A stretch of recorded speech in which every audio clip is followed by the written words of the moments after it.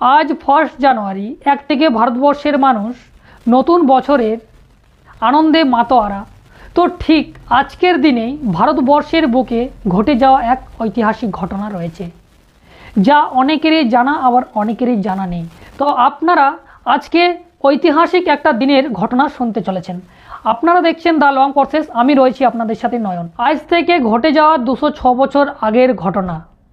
তার আগে আপনাদেরকে একটা চিত্র দেখাবো। প্রথমে এই চিত্র দেখুন, তারপরে আপনাদের সাথে আলোচনা করব। এই চিত্র কোথাও না কোথাও আপনারা দেখেছেন, আপনারা কম বেশি ঘটনা জানেন। একদিকে গলায় হাড়ি এবং পেছনে ঝাড়ু বেঁধে দেওয়া হয়েছিল।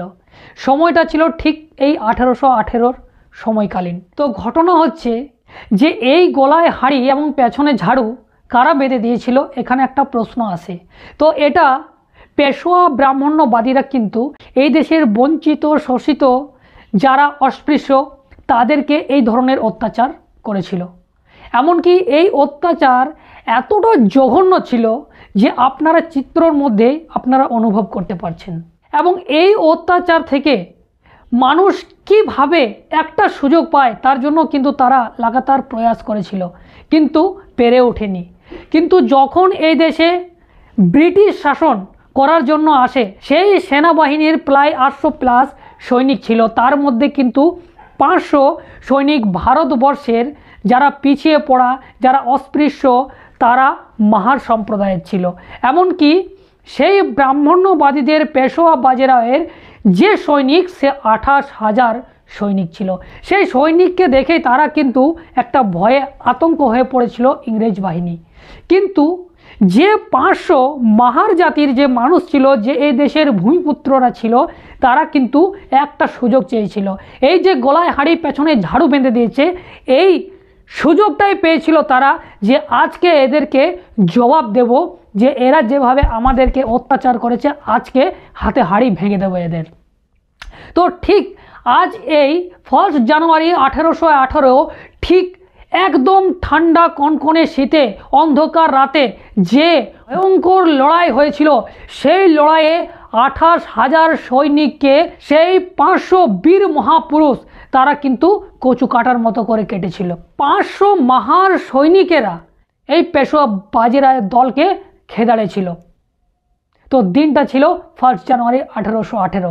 কিন্তু এখানে ব্রাহ্মণ্যবাদীরা, এমনকি এখন যে মেন স্ট্রিম মিডিয়া রয়েছে, এখনকার যে ব্রাহ্মণ্যবাদীরা রয়েছে, তারা বলে যে এই লড়াইটাকে কেন এত বড় করে দেখা হচ্ছে, এটা তো ব্রিটিশদের লড়াই, তাহলে ইংরেজদের হয়ে এরা দালালি করছে, অনেক সময় বলে। এমনকি একটা চিত্র দেখাচ্ছি, এই দেখুন একটা স্তম্ভ, এটা আমরা বলে থাকি বিজয় স্তম্ভ।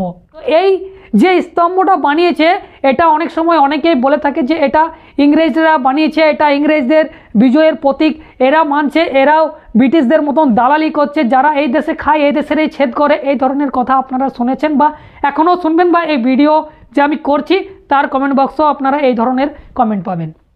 এখন ঘটনা হচ্ছে, যদি সেটা ইংরেজদেরই লড়াই হতো, তাহলে গলায় হাড়ি পেছনে ঝাঁটা এটা তো ইংরেজরা বেঁধে দেয়নি, এটা পেশোয়া দলেরা বেঁধে দিয়েছিল। তাহলে সেই লড়াই করার পরে কিন্তু দূর হয়ে গেল। কি করে দূর হলো না, সেই লড়াইয়ের কারণে।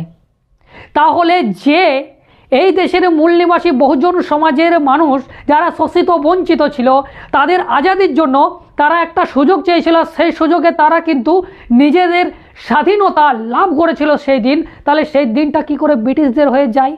আর যদি এই স্তম্ভকে, যদি কেউ বলে ব্রিটিশদের স্তম্ভকে এরা হাহাকার করে, হইচই করে, তাহলে এরা ব্রিটিশদের মতো দালাল। তাহলে তাদেরকে বলতে চাই, যারা আজকে ইন্ডিয়া গেটে গিয়ে যারা আজকে গর্বের সাথে আজকে ফটো তুলছেন বা হাই হুল্লো করছেন বা গর্ব করছেন, তাহলে সেই ব্রিটিশদের ইন্ডিয়া গেটকে কেন এত হাইলাইট করা হচ্ছে?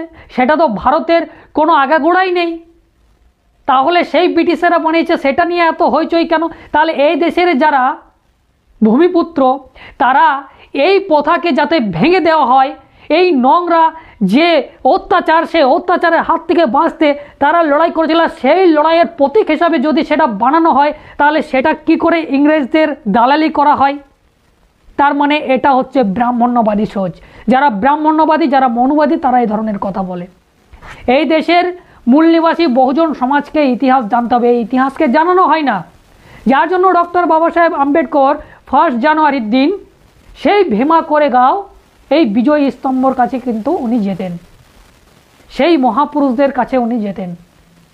তাহলে সেই মহাপুরুষদের কাছে যদি আমাদের ডক্টর বাবা সাহেব আম্বেদকর যদি সেখানে যেতেন, তাহলে আমাদেরকে সেই ইতিহাস থেকে আজ পর্যন্ত কেন পড়ানো হয় না, এগুলো আপনাদেরকে জানতে হবে। ওই কারণে আমরা বারবার বলি যে এই দেশের যত রকম ইতিহাস লেখা হয়েছে সমস্ত ইতিহাস কিন্তু আমরা ব্রাহ্মণ্যবাদীদের ইতিহাস পড়ি, আমরা আমাদের মহাপুরুষদের ইতিহাস পড়ি না। আমরা বাবা সাহেবের ইতিহাস কোথাও পাই না, আমরা জ্যোতিরাও ফুলের ইতিহাস পাই না, আমরা সম্রাট অশোকের ইতিহাস একটু একটু পাই। তাহলে এই যারা ভারতকে গড়ল তাদের ইতিহাস নেই, যারা ভারতকে গড়ল না, যারা নিজেদের ঘর গোটাতে ব্যস্ত, তাদের ইতিহাস পড়ে আমরা কি আমাদের পূর্বপুরুষদের ইতিহাস জানতে পারবো? এটা কি আপনাদের মনে প্রশ্ন জাগে না? তো এই হচ্ছে এই দেশের ইতিহাস। তো 1 জানুয়ারি 1818 যে ঘটনা ঘটেছিল সেই ঘটনা আবার আপনাদেরকে মনে করিয়ে দিতে চাইছি আজকের দিনে। যে আজকে সংবিধানকে খতম করে দেওয়ার কথা বলে তাদেরকে বলে রাখি যে সেই 500 বীর মহাপুরুষদের সন্তান আমরা। তাই আপনারা কখনোই সংবিধানকে আক্রমণ করবেন না, না হলে আপনারা কোথায় চলে যাবেন তারও কোনো পাত্তা পাওয়া যাবে না। অনেকেই হয়তো বলতে পারে যে এখন সেগুলো নেই, এখন জাতপাত নেই, এখন ছোঁয়াছুত নেই, এখন ওইসব হয় না, বাংলায় তো একদমই হয় না, অনেকেই বলতে পারে। কিন্তু আপনাদেরকে জানিয়ে রাখি, চলে যান 3-4 দিন আগেকার কথা, তামিলনাড়ুর একটা গ্রামে, যেখানে এমন প্রথা ছিল যে ব্রাহ্মণদের একটা পাড়া ছিল, সেখানে কোনো দিন এসসি এসটি ওবিসিদের পেরিয়ে যাওয়ার, চপ্পল পরে পেরিয়ে যাওয়ার অধিকার ছিল না, সেখানে খালি পায়ে পেরোতে হতো। আজ স্বাধীনতার 70-75 বছর পরে সেখানে সেই মানুষজনেরা ঐক্যবদ্ধ হয়ে জুতো চটি পরে সেই ব্রাহ্মণ পাড়া দিয়ে পেরিয়েছে। তাহলে আজকের তারিখও আপনারা বলছেন এগুলো নেই, তাহলে এগুলো কি বলুন? তাহলে এদেরকে আবার সেই ভীমা কোরেগাঁওয়ের ঘটনা এদেরকে বলতে হবে, এদেরকে মনে করিয়ে দিতে হবে যে আমাদের মহাপুরুষদের রক্ত কিন্তু আমাদের মধ্যে বইছে, এটা ভুলে যাবেন না। যেহেতু ডক্টর বাবা সাহেব আম্বেদকর আমাদেরকে সংবিধান দিয়েছেন, তাই আমরা সংবিধান অনুপাতে লড়াই করতে চাই। আমরা কোনো অস্ত্র ধরতে চাই না, আমরা কলম ধরতে চাই, কলমের লড়াই হবে। তো আপনারা দেখছিলেন দ্য লং প্রসেস, আমি ছিলাম আপনাদের সাথে নয়ন।